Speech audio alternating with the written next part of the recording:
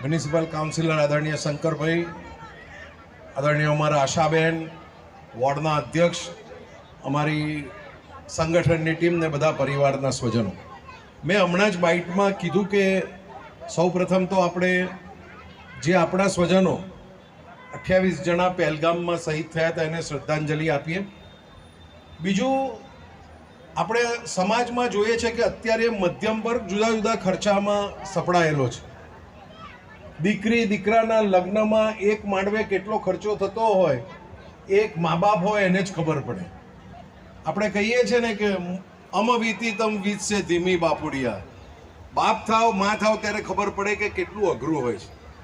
ત્યારે આવા આ નવજોત ટ્રસ્ટ, આવી સંસ્થાઓ આ એક માંડવે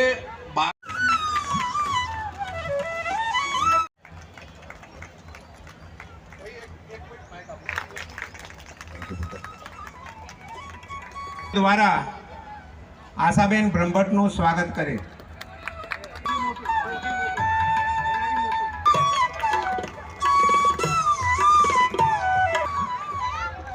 રેખાબેન અસરાની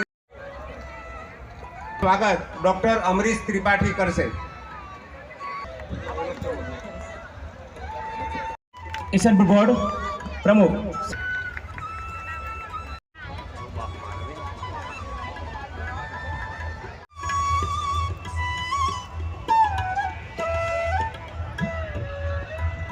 સહપ્રણામ. આજના આ સમૂહ લગ્નોત્સવમાં મારી સાથે મંચ પર ઉપસ્થિત સન્માન્ય મણિનગર વિધાનસભાના લોકલાડીલા ધારાસભ્ય શ્રી અમૂલભાઈ ભટ્ટજી, ઉપસ્થિત કાઉન્સિલર શ્રી શંકરભાઈ, આશાબેન અને સૌએ નવજોત મહિલા વિકાસ ટ્રસ્ટના સૌએ પદાધિકારીગણ, બહેનો, પ્રમુખશ્રી અને જોઈન્ટ વેલફેર ફાઉન્ડેશનના સમસ્ત પદાધિકારીગણને આજના આ શુભ પ્રસંગે ખૂબ ખૂબ અભિનંદન પાઠવું છું. આજે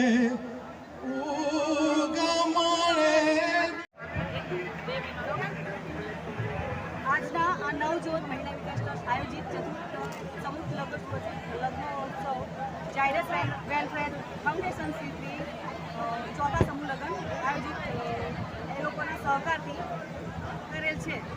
તો મારા મમ્મી ગંગાબેન નવજોત મહિલા વિકાસના મંત્રી છે, એમના દ્વારા આ આયોજિત સમૂહ લગ્ન કરેલ છે અને બધી જ ક્રેડિટ મારી મમ્મીની છે અને બધું જ એ કર્યું છે અને બધા અમારા 12 જોડકાનું સમૂહ લગ્ન કરેલ છે. એને શું કહેવાય, લાયન્સ ક્લબે 61 વસ્તુ આપેલી છે તથા 100 બધા સાથે મળીને અમારા 101 બધી વસ્તુ કરિયાવરમાં આપેલ છે અને બધાના સાથ સહકારથી આ સમૂહ લગ્ન મેયર આવેલા ધારાસભ્ય 12 જોડકાને આશીર્વાદ આપીને રહેલ છે. Thank you very much. નમસ્કાર સાહેબ, તમારો મેસેજ આપશો. નમસ્તે, હું સીએલ પૂજારા છું, અમદાવાદ રહું છું અને વરકન્યાના જે સમૂહ લગ્નનું આયોજન કર્યું છે એમાં નવજોત મહિલા વિકાસ ટ્રસ્ટ અને લાયન્સ ક્લબ અને આ રૂપલબેન ને ગિરીશભાઈ જાયન્ટ્સ ક્લબે બહુ જ સહકાર અમને આપ્યો છે અને તમારા બધાના સાથ સહકારથી પણ આ ભવ્ય પ્રસંગ ઉજવાઈ રહ્યો છે અને ખૂબ જ શાંતિપૂર્વક ઉજવાઈ રહ્યો છે. આપ સૌને નમ્ર વિનંતી કે આ ચતુર્થ સમૂહ લગ્ન છે તો દરેકે દરેક વ્યક્તિઓ પોતાનો સહકાર આપે અને જે કંઈ યથાયોગ્ય સપોર્ટ કરી શકે એ કરશો. અને હું ફરીથી એકવાર લાયન્સ ક્લબને જાયન્ટ્સ ગ્રુપનો ખૂબ ખૂબ આભાર માનું છું. Thank you sir.